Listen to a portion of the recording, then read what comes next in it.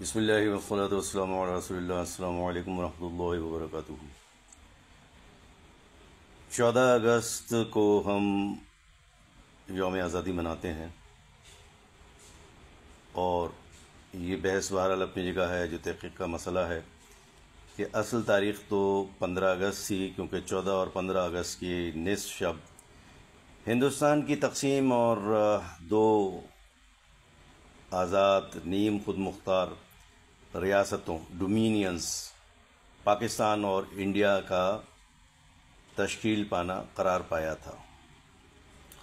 اب یہاں جو کام کی بات یاد رکھنے کی ہے وہ یہ ہے کہ پاکستان اور ہندوستان، انڈیا، بھارت، یہ اس رات مکمل آزاد ملک نہیں بنے تھے. انڈیا تقسیم ہوا، آزاد ہوا، مگر بھارت، موجودہ انڈیا، مکمل طور پر آزاد ہوا 26 جنوری 1951 کو. 26 جنوری 1950 کو جب انہوں نے اپنا آئین نافذ کیا. اس سے پہلے وہ تاج برطانیہ کے زیر اثر تھے اور ان کا سربراہ گورنر جنرل تھا، جو پہلے ماؤنٹ بیٹن تھا اور اس کے بعد راج گوپال اچاری. پاکستان میں اسی طرح سے تاج برطانیہ کا نمائندہ گورنر جنرل کون تھا؟ قائد اعظم محمد علی جناح، اور ان کے بعد خواجہ ناظم الدین، غلام محمد اور اسکندر مرزا.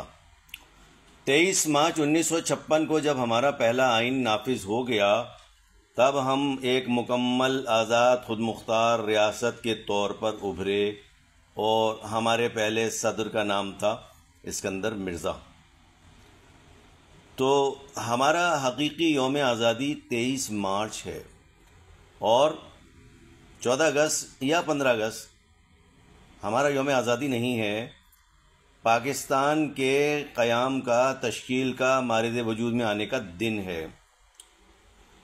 اس موقع پر ہم خوشی کا اظہار کرتے ہیں مختلف طریقوں سے، مگر یاد رکھنے کی بات یہ ہے کہ آج کل جو ہو رہا ہے، جو کچھ ہو رہا ہے، اس میں بہت کچھ خلاف اسلام ہے.